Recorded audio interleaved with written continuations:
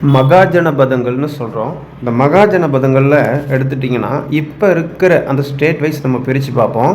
இந்த வஜ்ஜின்னு இருக்குது பாருங்கள், இது வந்து விரஜ்ஜின்னு கூட சொல்லுவாங்க. அது அடுத்தது அங்கம், மகதம், இந்த காசி இதெல்லாம் எடுத்துக்கோங்க. அப்படி இந்த நாலுமே எடுத்துக்கிங்கன்னா பீகார் இருக்குது இல்லையா, பீகார் அந்த பகுதி பக்கம் இருக்குதுன்னு சொல்லலாம். அதே போல் இந்த வத்சம், சேதி, இந்த அவந்தி இதெல்லாம் எடுத்திங்கன்னா மத்திய பிரதேசம் இருக்குது இல்லையா, அந்த ஏரியாவில்னு சொல்லலாம்.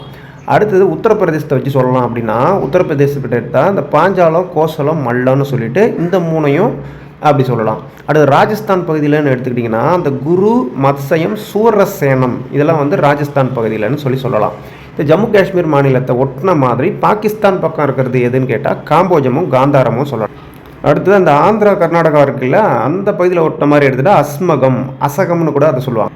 இரண்டாவது நகரமயமாக்கம் அப்படின்னா என்னன்னு கேட்குறீங்களா? அப்போ முதலாவது நகரமயமாக்கம்னா என்னன்னு தெரிஞ்சுக்கணும், சரியா? இந்த ஹரப்பா நகரம் தோன்றுச்சு இல்லையா, அந்த சிந்து சமவெளி நகரங்கள் அதை வந்து முதலாவது நகரமயமாக்கம்னு சொல்லுவோம்.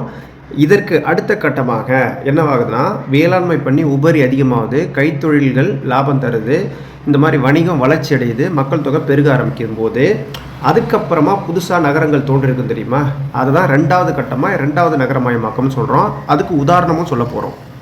இதை பாருங்கள், ராஜகிரகம், ஸ்திராவஸ்தி, கௌசாம்பி, சம்பா இதெல்லாம் வந்து அரசியல் நிர்வாக மையமாக இருந்தது. உஜ்ஜயினி, தஜ்ஜசீலெல்லாம் பார்த்திங்கன்னா வணிக மையமாக இருந்திருக்கு. வைசாலி வந்து புனித ஸ்தலமாக இருந்திருக்கு. இதெல்லாம் இரண்டாவது உபநிஷத்துன்னு சொல்லுவாங்க. இந்த இடத்துல உபநிஷத் அப்படின்னா என்ன அப்படின்னு கேட்டால் அருகே அமர் அப்படின்னு பொருள் சொல்லுது. இந்த வேதங்கள் கடைசியாக இந்த சதுர் வேதங்களுக்கு இறுதியாக இந்த உபனிஷத் இதெல்லாம் வந்து இணைக்கப்பட்டதுன்னு சொல்கிறாங்க.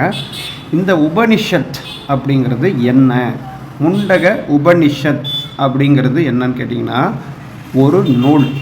இந்த முண்டக உபனிஷத்துங்கிற நூல் இதில் என்ன சிறப்பு சொல்ல வராங்க அப்படின்னா, சத்தியமேவ ஜெயதே, வாய்மையே வெல்லும் அப்படிங்கிற ஒரு சொற்றொடர் நீங்கள் கேள்விப்பட்டிருப்பீங்க. இந்த சொற்றொடர் எந்த நூலில் இருந்து எடுத்தாங்க அப்படிங்கிறது அந்த இடத்துல கேள்வியே. அதுதான் முண்டக உபனிஷத் அப்படிங்கிற நூல்லேருந்து தான் எடுக்கப்பட்டது. இந்த உபனிஷத் அப்படின்னா என்ன பொருள் சொல்லுவாங்கன்னா தத்துவங்கள் அப்படின்னு கூட சொல்லுவாங்க. இந்த இடத்துல உபனிஷத் அப்படின்னா அருகே அமர் என்று பொருள் சொல்லியிருக்கிறாங்க. பிரிட்டிஷ் காலத்தில் இருந்த அந்த அறிஞர்கள் இருக்காங்க இல்லையா, இவங்க வந்து பண்டைய இந்திய இலக்கியங்கள் மேலே ஆர்வம் கொள்கிறாங்க.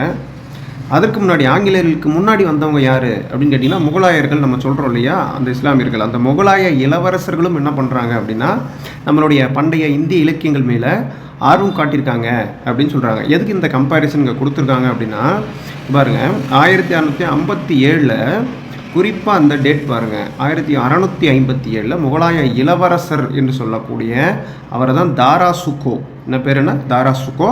இவர் வந்து உபநிடதங்களை பாரசீக மொழியில் வந்து மொழிபெயர்த்தார்னு சொல்கிறாங்க. தாராசுகோ வந்து சாதாரணமான ஆள் இல்லை, முகலாய இளவரசர்.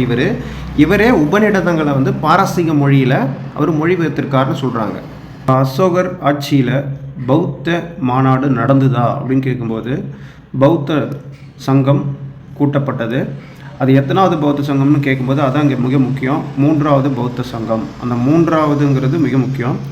இது கிமு 250 இருக்கு இல்லையா, அந்த 250 எங்கன்னா பாடலிபுத்திரத்தில் குறிப்பாக நடந்திருக்குது. அசோகருடைய பாறை கல்வெட்டு இருக்குது பார்த்தீங்களா, இந்த பாறை கல்வெட்டு வந்து தௌலி அப்படின்னு சொல்லிட்டு ஒரு பாறை கல்வெட்டு. இதுதான் அது.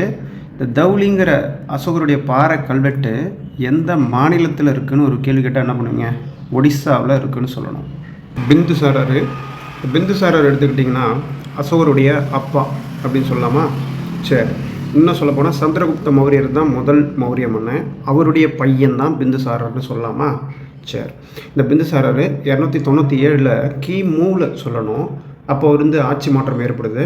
சந்திரகுப்தர்கிட்ட இருந்து, சந்திரகுப்த மௌரியர்கிட்ட இருந்து அவருடைய பையன் பிந்துசாரர்கிட்ட ஆட்சி மாற்றம் 297 கிமுல நடக்குது. கிட்டத்தட்ட 25 ஆண்டுகள் வந்து பிந்துசாரர் வந்து ஆட்சி அமைக்கிறாரு. அப்போ கிமு 272 அவர் இறந்துடுறாரு பிந்துசாரர்னு சொல்கிறாங்க. இப்போ பிந்துசாரருக்கு பிறகு பார்த்திங்கன்னா அசோகர் என்ன பண்ணுறாரு, ஆட்சிக்கே வரார். இந்த 272 268 வரைக்கும் பாருங்கள், ஒரு 4 ஆண்டுகள் வந்து அசோகர் வந்து வாரிசுரிமை போரில் இருந்து தான் அவர் அசோகர் அரசனாக மாறுவார். இதுலேருந்து என்ன தெரியுதுன்னா, பிந்துசாரர் அசோகரை தேர்ந்தெடுத்த ஒரு வாரிசுன்னு சொல்ல முடியாது, அதாவது அரச வாரிசுன்னு சொல்ல முடியாது. ஒவ்வொரு இடங்களில் பார்த்திங்கன்னா தந்தையே என்ன பண்ணுவார், அடுத்த வாரிசு யார், அரச வாரிசு யாருன்றதை சொல்லுவாங்க. அந்த மாதிரி சொன்னவர் கிடையாது அசோகர். இந்த இடத்துல அசோகர் வந்து எப்படின்னா வாரிசுரிமை போர், அசோகருடைய சகோதரர்கள் எல்லாத்தையும் தோற்கடிச்சிட்டு தான் அசோகர் என்ன பண்ணியிருக்காரு, 268 ஆட்சிக்கு அசோகர் வந்தார்னு சொல்லுவாங்க.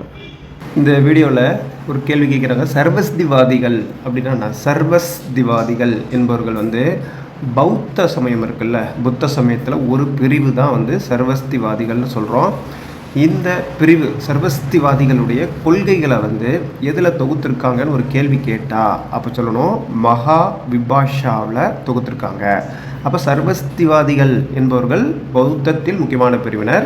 அந்த சர்வஸ்திவாதிகளுடைய கொள்கைகள் மகா விபாஷாவில் தொகுக்கப்பட்டிருக்கு. தர்ம சக்கர பரிவர்த்தனா அப்படின்னா என்னன்னு இந்த இடத்துல கேள்வி கேட்குறாங்க. இப்போ வாரணாசிக்கு அருகே சாரநாத் மான் பூங்கா இருக்குன்றது நமக்கு நல்லா தெரியும். இந்த சாரநாத் மான் பூங்காவில் தான் முதல்ல தனது போதனையை, தனது உபதேசத்தை கொடுத்தார் புத்தர்னு நம்ம சொல்கிறோம். இந்த உபதேசத்துக்கு பேர் தான் என்ன, இந்த அறிவுரை முதல் போதனை அதுக்கு தான் என்ன அப்படின்னு கேட்டால் தர்ம சக்கர பரிவர்த்தனான்னு சொல்கிறாங்க. புத்தருடைய முதல் போதனையைத்தான் தர்ம சக்கர பரிவர்த்தனான்னு சொல்கிறாங்க. இந்த வீடியோவில் பாலில் சமைத்த சோறை உண்டுவிட்டு புத்தகயாவில் தியானம் செய்தவர் யார்? அவர் தான் புத்தர்னு நமக்கு நல்லாவே தெரியும். சரி, அந்த பாலில் சமைத்த சோறை உண்டுவிட்டு புத்தகயாவில் ஒரு அரச மரத்துக்கு கீழே உட்காந்து தியானம் பண்ணுறாரு புத்தர், தெரிஞ்ச விஷயம். அந்த பால் விற்கும் பெண்மணியினுடைய பெயர் என்னன்னு இந்த இடத்துல கேள்வி கேட்டால் சுஜாதான்னு சொல்லணும். சரிங்களா? இந்த பால் விற்கும் பெண்மணியான சுஜாதா அவங்கள்ட்ட தான் பால் வாங்கி சமைக்கிறாரு புத்தர். அதில் வந்து பால் சோறுன்னு நம்ம சொல்லுவோம் இல்லையா, அந்த பால் சோறு சாப்பிட்டுட்டு போய் புத்தகயாவில் ஒரு அரச மரம் இருக்குது, அந்த அரச மரத்துக்கு கீழே தியானம் பண்ணுறாராம் புத்தர். இதில் குறிப்பு என்ன அப்படின்னா 49 நாள் வந்து தியானம் பண்ணுறாரு. அதே சமயம் அவர் ஞானம் பெரும்பொழுது அவருடைய வயது என்னன்னு கேட்டால் 35 வயது. புத்தர் யாரிடம் சீடராக இருந்தார்னு ஒரு கேள்வி கேட்குறாங்க. யார்கிட்டன்னு கேட்கும்போது பாருங்கள், சிறிது காலம் அவர் வந்து ஞானத்தை தேடி அலைந்த போது சிறிது காலம் இந்த அலார கலாமா என்பவரிடம் சீடராக இருந்தார். அலார கலாமா இந்த பேரை பார்த்துக்கோங்க. அது மட்டும் இல்லை, ஒரு துறவியினுடைய வழிகாட்டுதலையும் பெற்றிருக்கிறாரு புத்தர். அந்த துறவி பேர் என்ன அப்படின்னு கேட்கும்போது உத்தக ராமபுத்தர். இவர் பேர் வந்து துறவி. இந்த உத்தக ராமபுத்தருங்கிறவர் தான் துறவி. இந்த துறவியினுடைய வழிகாட்டுதலையும் பெற்றிருக்கிறார் புத்தர்னு சொல்லப்படுது. இந்த அலார கலமாங்கிறவர் அவர்கிட்ட தான் வந்து சீடராக இருந்திருக்கிறாரு புத்தர்.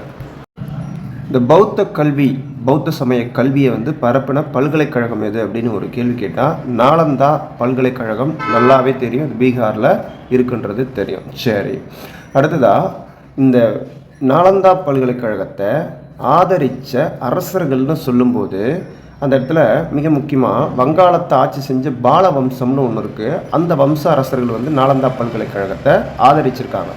ஆனால் இந்த குமாரகுப்தர் இருக்கார் இல்லையா, குப்தர்கள் தான் இந்த நாலந்தா பல்கலைக்கழகத்தை தோற்றுவிச்சவங்க. அது வேற, இது வேற. சரிங்களா? வங்காளத்தை சேர்ந்த பால வம்ச அரசர்கள் வந்து நாலந்தா பல்கலைக்கழகத்தை ஆதரிச்சாங்கன்னு தான் இந்த இடத்துல சொல்கிறோம். விக்ரமசிலா பல்கலைக்கழகம் இது பர்டிகுலராக எதுக்கு சொல்கிறாங்க அப்படின்னா வஜ்ராயணம்னு ஒரு அமைப்பு இருந்துச்சுன்னு சொல்லியிருக்கேன் பௌத்த சமயத்தில். அந்த வஜ்ராயண பௌத்தத்திற்கான முக்கியமான கல்வி நிலையம் எது அப்படின்னு கேட்கும்போது விக்ரமசீலா வஜ்ராயண பௌத்த கல்வி நிலையம்னு சொல்லணும். பீகாரில் தான் இருக்குது. பௌத்த சமய பிரிவில் மகாயானம், ஹீனயானம் நமக்கு தெரியும். மகாயானம் பார்த்திங்கன்னா இதுதான் சீனா ஜப்பானில் பரவுனது எதுன்னு கேட்டாக்கா மகாயானம். இது வந்து ஹீனயானம்னு எடுத்திங்கன்னா நம்ம இந்தியாவுக்கு பக்கத்தில் இருக்கு இல்லையா, அந்த இலங்கை, பர்மா, தாய்லாந்து, இந்த தென்கிழக்கு ஆசிய நாடுகள்னு குறிப்பாக சொல்லலாம். இங்கே தான் வந்து ஹீனயானம் பரவியதுன்னு சொல்லலாம். அப்போ மகாயானம்னா சீனா ஜப்பான், ஹீனயானம்னா இலங்கை, பர்மா, தாய்லாந்து போன்ற தென்கிழக்கு ஆசிய நாடுகள். இவ்வளோதான். இது இல்லாமல் குப்தர்கள் ஆட்சி பண்ணாங்க இல்லையா, அவங்களுடைய ஆட்சியின் இறுதியில் வஜ்ராயணம்னு சொல்லிட்டு ஒரு பாதை, இடிமின்னல் பாதைன்னு சொல்லுவாங்க பௌத்த சமயத்தில்.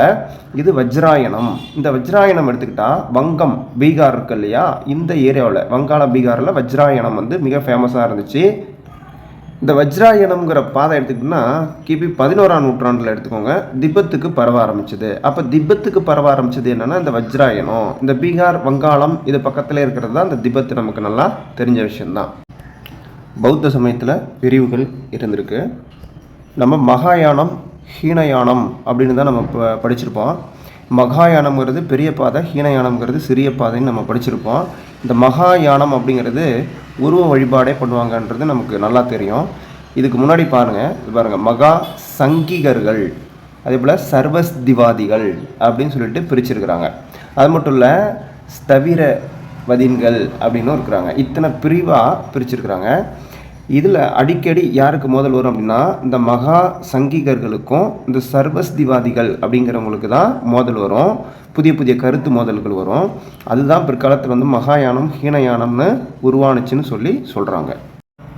இங்கே புத்தருடைய சீடர்கள் இங்கே கொடுத்துருக்குறாங்க. அதில் முக்கியமான சீடர்களை மட்டும்தான் இங்கே கொடுத்துருக்காங்க. அது பார்க்க போகிறோம். முதல்ல வந்து புத்தர்னு சொல்கிறோம். அதுலேருந்தே பாருங்கள், அவருடைய சீடர் பேர் சரி புத்தர்னு ஒருத்தர் இருக்கிறார். அடுத்தது மகான 2 வருது பாருங்கள். மகா மொக்கலனர், இன்னொருத்தர் வந்து மகா கச்சாயனர். இந்த கச்சாயனர் மொக்கலனர் இது ஞாபகம் வச்சுக்கோங்க. 4வதாக பாருங்கள் ஆனந்தர்னு சொல்லிட்டு. இந்த ஆனந்தர் யார்? புத்தரினுடைய முக்கிய சீடர். இவர் ஒரு கூற்றுகள் கூட சொல்லியிருப்பார். பரிநிர்வாணம் அப்படின்னா என்னன்னு கேட்குறாங்க. இந்த பரிநிர்வாணம் என்பது புத்தர் கூட தொடர்புபடுத்தி சொல்லுங்கள். ஏன்னா புத்தர் வந்து 80வது வயதில் தான் வந்து குஷி நகரத்தில் மறைஞ்சார்னு நமக்கு நல்லாவே தெரியும். புத்தர் குஷி நகரத்தில் மறைந்தார், அதையும் தெரிஞ்சுக்கிட்டீங்க. இதுதான் அவர் முழுமையாக மறைந்து விட்டாரே புத்தர், அதை தான் வந்து பரிநிர்வாணம்னு சொல்லி சொல்கிறாங்க. இதில் புத்தரும் அவருடைய சீடர்களும் ஒரு ஆண்டுக்கு எத்தனை மாதங்கள் வந்து பயணம் செய்தாங்க அப்படின்னு அந்த இடத்துல கேள்வி கேட்குறாங்க. புத்தர் அவருடைய கொள்கைகளை பரப்புவதற்காக ஒரு சங்கத்தை அமைச்சாருன்னு நமக்கு நல்லா தெரியும். அந்த சங்கத்தின் மூலயமா தான் இந்த புத்தருடைய கருத்துக்களை கொண்டு போய் மக்கள்கிட்ட சேர்க்குறாங்க. அப்படி சேர்க்கும்போது ஒரு ஆண்டுக்கு எத்தனை மாதங்கள் பயணம் செஞ்சாங்க அப்படின்னு தான் கேட்குறாங்க. புத்தரும் அவருடைய சீடர்களும் 8 மாதங்கள். எத்தனை? 8 மாதங்கள்னு சொல்லணும். சரிங்களா? அப்போ 4 மாதங்கள் என்ன பண்ணாங்க?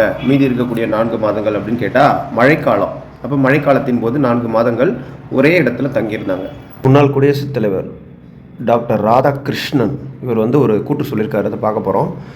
மக்களினுடைய அறிவுசார் ஆர்வத்தை அடக்கும் முயற்சிகள் மேற்கொள்ளப்படும் போது என்ன ஆகும் அப்படின்னா, மக்களினுடைய மனம் அதுக்கு எதிராக அப்படியே கிளர்ச்சி செய்யும் அப்படிங்கிறார். இதை தவிர்க்க முடியாத எதிர்வினைகள் எல்லாத்தையும் உருவாக்குங்கிறத இவர் அழகாக சொல்கிறாரு. அந்த அதிகாரங்களை பொறுத்து கொள்ள இயலாத தன்மை அது வெளிப்படுத்திடுன்றத அழகாக எடுத்து சொல்கிறாரு.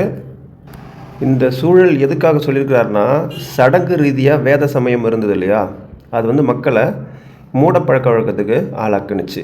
அந்த மாதிரி சூழ்நிலையில் தான் இது ஒத்து போகுதுன்ற விஷயத்தை தான் இந்த இடத்துல சொல்கிறார். அதுலேருந்து தான் புத்திசாலித்தனமாக புத்தர் வந்தார், புத்திசாலித்தனமாக மகாவீரர் வந்து மக்களை மீட்டார் இல்லையா, அந்த காலகட்டத்துக்கு தான் அவர் சொல்கிறாரு.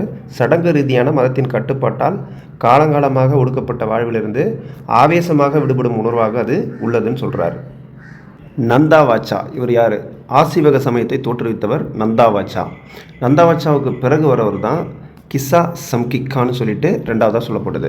அடுத்து இதில் 3வதாக ஒரு முக்கியமான தலைவர் அசீவகத்துக்கு வராங்க. அவர் தான் யாருன்னு கேட்டால் மக்காளி கோசலர். இவர் வந்து கோசலர்னு ஷார்ட்டாக சொல்லுவாங்க. இவர் ரொம்ப முக்கியம். ஏன்னா சமண சமயத்தை சேர்ந்த மகாவீரரும் இந்த ஆசீவகத்தை சேர்ந்த மக்காளி கோசலரும் 2 பேருமே வந்து 6 ஆண்டுகள் வந்து நட்பாக இருந்தவங்க. 2 பேரும் ஃப்ரெண்ட்ஸாக இருந்திருக்காங்க. பிறகு கோட்பாடு வேற்றுமை காரணமாக 2 பேரும் பிரிஞ்சிடுறாங்க. இவங்க 2 பேரும் சந்திச்ச இடம் எதுன்னு கேட்டால் நாளந்தான்னு சொல்லிடலாம். சரி, அதே போல் கோசலர் பிறகு என்ன பண்ணுறாருன்னா சிராவஸ்திக்கு போயிடுறாரு. கருத்து வேறுபாடு காரணமாக அந்த மக்காளி கோசலர் சிராவஸ்தி போயிடுறாரு. அங்கே ஒரு குயவர் பெண் வந்து இவரை ஆதரிக்கிறாங்க. அவங்க பேர் வந்து ஹலான்னு சொல்லிட்டு சமண பலசுத்தா. அது என்ன சமண அப்படின்னு வரும்போது சமணம்னு நினச்சிக்கூடாது.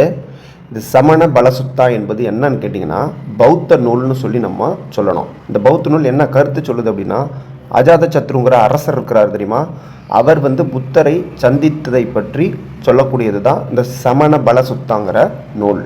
இப்போ புத்தர் வந்து ஒரு புத்த சமயத்தினுடைய தலைவர்.